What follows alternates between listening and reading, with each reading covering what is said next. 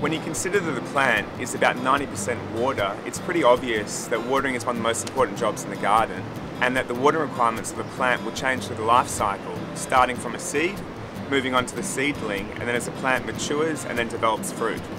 Starting with seeds, the idea is to keep it moist rather than wetting it. So you're looking at 2 to 3 quick surface waters in summer and 1 in winter.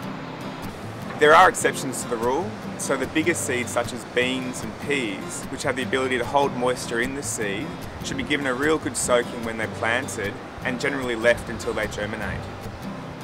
When the seed develops and germinates into a seedling, you need to keep up the surface watering as they have only a small root structure, so plenty of surface watering each day in summer and probably watering once every 2 days in winter.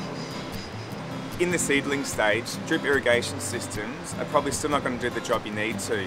Because of the spacing in the drip system, you'll find that the drips will miss where a lot of your seedlings are, so surface watering is essential. As the plant develops, you want to cut down the frequency of the watering, but give them longer, deeper soakings to let the roots chase the water, which will develop a stronger plant. In the case of mature plants, drip systems prove invaluable, and what you want to look to do is set the drip system to maybe 30 minutes, 2 to 3 times a week to really saturate the soil and encourage the plants to chase that moisture. With more shallow-rooted varieties like leafy greens and some of the root vegetables such as beetroot, radish and carrots, surface watering is still required.